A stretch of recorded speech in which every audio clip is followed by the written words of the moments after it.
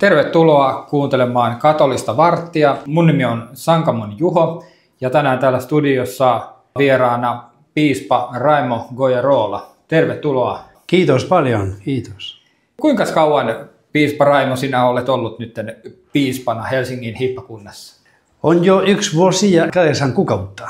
Eli aika rientää. Ei ollut teillä, oli jo vuosi ja 8 kuukautta kyllä. Kiitos Jumalalle, olen iloinen ja mun sydämessäni on rauhaa ja Jeesuksen armo on vahvaa. Ja nyt kiitos Jumalalle paljon projekteja meidän hiippakunnassa ja uusi kirkko Lauttasaaressa, Jakovin kirkko. Sitten Vaasassa tulee isompi kirkko. Hiippakunta kasvaa ja juna etenee. Kyllä, niin kuin sanoit tuosta, että uusi kirkko. Meillä on Suomessa aika vähän katolisia kirkkoja. Nimenomaan, ja kyllä. Vaikka katolilaisia onkin aika vähän, 20 000. Virallisesti nyt tällä hetkellä 18 000, mutta käytännössä kyllä se arvioi nimenomaan yli 30 000 kyllä koko Suomessa. Ja meillä on ainakin Turussa se ongelma, että meillä on sunnuntaisin 4 messua ja päämessu on kyllä aivan täynnä, että usein saa seisoman paikan siellä. Joo, se on meidän pyhä ongelma, kyllä. Helsingin alueella eli pääkaupungilla on ehkä 20 messua sunnuntaisin ja kyllä täynnä. Ihmisiä on ulkona. Eli tämä pitää ratkaista, kyllä se on selvä. Ja sen vuoksi tarvitaan rukouksia ja rahaa. Ilman rahaa emme voi vuokrata, emme voi ostaa uusia kirkkoja. No nyt jos mietitään näitä katolisen kirkon suuria linjoja vuonna 2025, meillä on riemuvuosi, jonka kyllä. Paavi Franciscus aloitti. Toivon pyhiinvaeltajat on sen teema. Joo. Sitten meillä on myös toinen iso asia tänä vuonna on tietysti se, että meillä on uusi Pyhä Isä. Paavi Leo. Ajattelin, että keskustelisin sinun kanssasi myös siitä, että Suomestakin oli 200 nuorten riemuvuosijuhlassa Roomassa. Ja olisi kiva kuulla siitä jotain, mutta lähdetään liikkeelle, piispa Raimo, tästä uudesta paavista. Oletko tavannut Paavi Leo?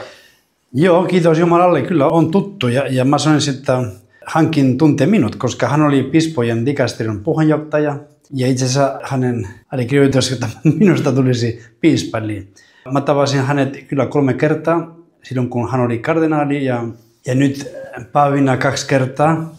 Mä sanoisin, että olen kiitollinen Jumalalle. Meillä on tosi hyvä paavi, on uskollinen, hän on nöyrä ja hän osaa kuunnella. Eli joka kerta kun mä olen hänen kanssa puhumassa, ja se on mielenkiintoista, hän kuuntelee niin tarkkaan ja häntä kiinnostaa. Eli on kysymyksiä ja näyttää siltä, että hänellä ei ole kiirettä, kun sä oot hänen kanssa. Eli se on niin hyvä mies ja mä oon kiitollinen Jumalalle ja iloinen tästä uudesta paavista.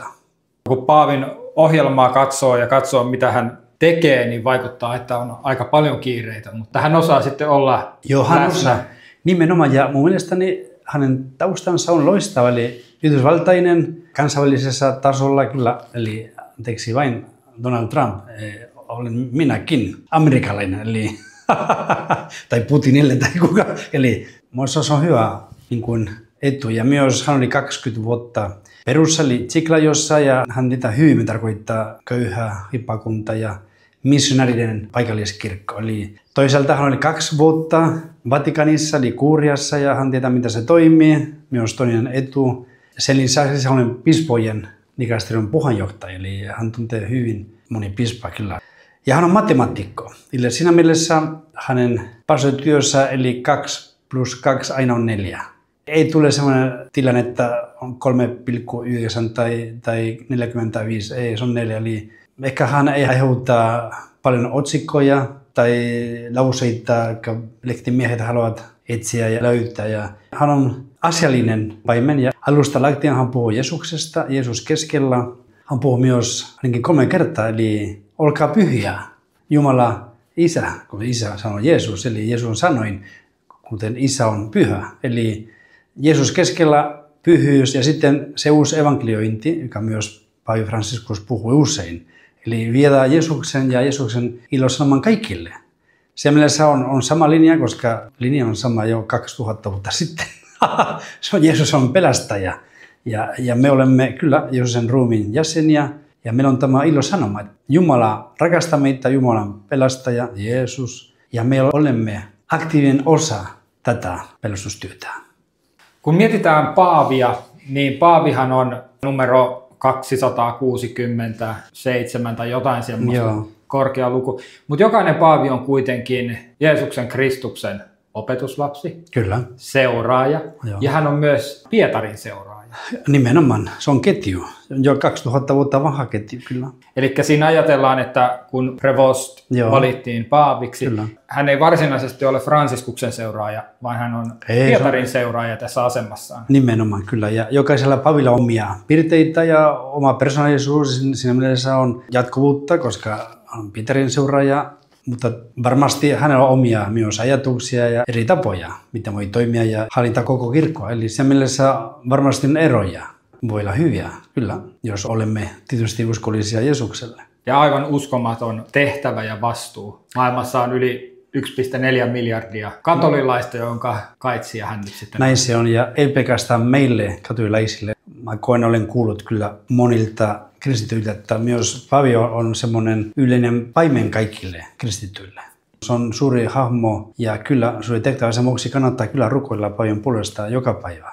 Paavi Leo 14, niin mainitsit piispa Raimo, että hänellä on 2 vuotta taustaa Vatikaanissa kuuriassa töissä. 20 vuotta Perussa, eli Siklajon hippakunnassa, ja 2 vuotta kuuriassa, eli Romassa. Eli hänellä on tämmöistä niin kuin lähetyskokemusta hyvin paljon. Kyllä. Ja sitten myös tämmöistä kuuriassa työskentelyä ja näiden laitosten johtamista. Kyllä. Näitä taitoja varmasti tarvitaan. Tarvitaan kyllä. Se on eri maailma kyllä. Se toimisto, työ ja sitten hänen tapauksessa tietysti piispojen valinta ei ole helppoa. Mutta mä toistan, eli mä oon todella iloinen. Kyllä hän on tosi hyvä. Hän on hurskas mies. Hänellä on keskellä tietysti Jeesus ja sen vuoksi rukous. Ja itse asiassa, kun oltiin siellä Romassa nuorten rimuvuodessa, se vigilia nuorten kanssa, yli 1 miljoonaa nuorta, se ohjelma oli yllätys, koska ei ole annettu etukäteen. Oli vigilia, oli adoratio. Kuulijoille voin kertoa vielä, että siis riemuvuoden aikana Roomassa on erilaisia juhlia ja nyt siellä oli nuorten riemujuhla, jossa oli yli 1 miljoona. Joo, jopa sanotaan 1,5 miljoonaa, joo. Paljon Suomesta tulisi? Mä sanoisin 120. Mukana oli myös luterilaisia Turusta. Kyllä. Kyllä, me melkein 30. Kyllä. Joo. Avarakatseisia ja viisaita nuoria, mutta mä tapasin yhden nuoren, joka oli siellä mukana ja hän sanoi, että se oli hänelle valtava kokemus nähdä katolinen kirkko, jossa on tosiaan yli kaikkien kansallisten rajojen ihmisiä ja vaikka ei aina puhuisi edes samaa kieltä tai ymmärtäisi toista, niin kuitenkin tuli semmoinen kokemus, että me kuulutaan samaan perheeseen. Kato.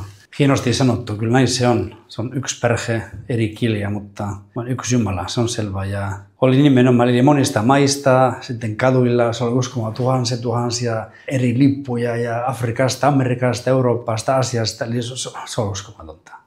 Piispa Raimo, kerroit yhdessä saarnassasi, että olit siinä vigiliassa ja tosiaan 1 miljoona nuorta oli siellä. Kyllä. Ja sitten on tämä adoraatio, joka tarkoitetaan siis Kristuksen ruumiin palvontaa. Kyllä, nimenomaan. Ja siinä tapauksessa oli lyhyt kulkue monstranssin kanssa. Monstranssi on semmoinen teline, jossa on eukaristinen leipä. Ja sitten laitettiin altarille ja sitten yhtäkkiä hiljaa. Ennen sitä kaikki nuoret huutavat Leone, Leone, Paavi. Ja sitten hiljaa. Olemme Jumalan edessä. En ole varma, mutta luultavasti ehkä melkein 0,5 tuntia. Niin kuin hiljaa, rukoilemassa Jumalaa, palvomassa Jumalaa. Ja sitten se kuva, piispana mulla on se etu, mä olen melkein edessä ja tuolla lähellä. Ja sitten oli keskellä Jeesus, sitten Paavi, koko kirkko. Ja mä sanoisin rehellisesti, yhtäkkiä mä huomasin, että mä rupesin itkemään. Kuten pieni lapsi. Ja sitten oli niin vahva Jumalan läsnäolon kokemus. Ja mä huomasin, että vasemmalla oleva piispa, mä katsoin, hetkinen, hänkin on itkemässä. Sitten mä katson oikealle, toinen piispa itkemässä. Ja toinen oli niin vahvaa, niin kuin mä sanoisin, oli lahjaa kyllä. Kokea, että Jumala, Jeesus on meidän keskuudessamme. Ei ole teoriaa, hän on siellä. Ja lähellä on Pietari, eli Paavi. Ja sitten koko kirkko yhdessä. Muistamme tämä uuden Paavin sanoma meille. Jeesus keskellä koko kirkon kanssa. Sen vuoksi on toivoa, joka on tietysti se tärkein teema tässä rimuvuodessa. Niin tosiaan se on riemuvuoden teema ja sitten Paavi Leo on puhunut tästä aika paljon, että nuoret tarvitsevat toivoa ja että nuorissa on toivo. Näin se on kyllä, koska jos katsomme uutisia joka päivä, se on kaikki tulee. Sotaa, väkivaltaa. Tämä maailmassa valitettavasti on sairaus ja mistä löytyy toivoa? Vain Jumalalta, se on selvä. Eli, ja Jumala on Isä, on Poika ja on Pyhä Henki. Kun uutisia katsoo, nuoriahan on vähän. Joo, valitettavasti se on surullista. Ei ole lapsia. On toivottomuutta paljon nuorissa. On, kyllä. Ja on toisaalta myös valtavaa toivon janoa. Toivoa tarvitaan ja tätähän tämä kirkko tarjoaa ja Paavi Leo tarjoaa ja tietysti Jeesus Kristus on meidän toivomme.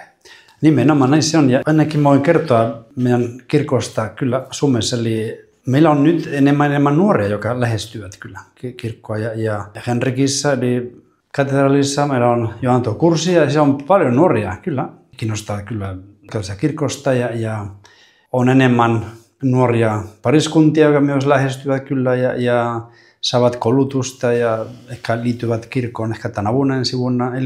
Mutta mä näen kyllä ehkä positiivisella tavalla, että pohjalla on helppo nostaa kyllä.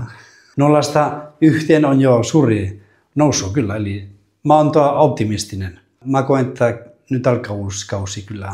Mä toivon kyllä, nimenomaan tämä on se verbi. Mä toivon, koska Jumala on aina meidän keskellämme ja meidän kanssamme. Se voi olla muuten juuri näin, että kun on ollut sekularismin aikakausi, uutiset täynnä huonoja uutisia, kirkon sanoma, Jeesus Kristus kiinnostaakin. Näin tapahtuu myös Jeesuksen elämässä, eli on 2 vaihtoehtoa. Se on Jumala tai mammona. Mammona tietysti tarjoaa meille joskus iloa, onnea tai nautintoa. Kun sä elät niin kuin mammonan alaisena, se on niin surullista. Sen vuoksi monet ovat eläneet kyllä mammonan alaisena nyt hetkinen, tämä on kestämätöntä. Ja toinen vaihtoehto nimenomaan on Jumala. Sen vuoksi olen varma, että tulee uudet kevät kirkossa, koska ihminen on luotu Jumalan kuvaksi. Eli se kaipaus on niin vahva, että lopuksi ihminen tulee aina takaisin Jumalan luo. Joo, ja se on ihmisen sieluun kirjoitettu se Jumalan kaipuu. Näin se on. Pyhä Augustinus sanoi, että sydämeni oli levoton, kunnes se löyti levon sinussa. Näin se on. Piispa Raimo ja Roola, mitä luulet, että tämä Paavin sääntökuntatausta augustinulaisessa sääntökunnassa, miten se näkyy hänen paaviudessaan? Hyvä kysymys. Mä itse olen opiskellut augustinalaiskoulussa. Eli sen mielessä koko elämässäni olen ollut augustinalaismunkien kanssa ja mun kokemus on upea. Se on hyvä veljeskunta ja taustalla tietysti on Pyhä Augustinus. Mullekin on rakas pyhimys. Paavi myös alusta lähtien on puhunut kirkon ja kristin yksilöstä. Sattumalta Martti Luther oli augustinalaismunkki. Miksei? On jo mennyt 500 vuotta, kun surullinen eroaminen kirkossa. Voimme unelmoida myös erityisesti mä sanoisin Suomessa. Meillä on yksilöiden paavi. Ehkä Jumala voi lähettää meille kristittyjen yksilöiden. Mä rukoilen sitä varten kyllä joka päivä. Lutherilla varmasti oli hyviä ajatuksia ja tavoitteita, mutta lopputulos on kuten on. Mä toivoisin, että olisi suuri askel eteenpäin luterilaisten ja katolisten välillä olisi täydellinen ykseys. Toi on iso unelma. Joo, ja tietysti taustallahan on Jeesuksen toivo, että he yhtä olisivat. Paavi Leon piispallinen tunnuslause on, että he olisivat yhtä Kristuksessa. Tämä on syntynyt jo evankeliumissa. Pietarin rooli on ykseys, kuten Jeesus lupasi hänelle. Ja kristillinen ykseys ei ole välttämättä vain meille hyvä, on myös maailmalle hyvä. Ja nyt on se hetki, se kristillinen ykseys. Sen vuoksi ehkä meillä on tämä paavi, yksilön puolesta paavi. Kiitos paljon piispa Raimo näistä viisaista sanoista ja kiitos sinulle Katolisen vartin ja Radio Dayn kuulijalle. Nämä jaksot tulevat YouTubeen ja Spotifyhin nimellä Katolilaisuus. Kuulemisiin ensi viikolla.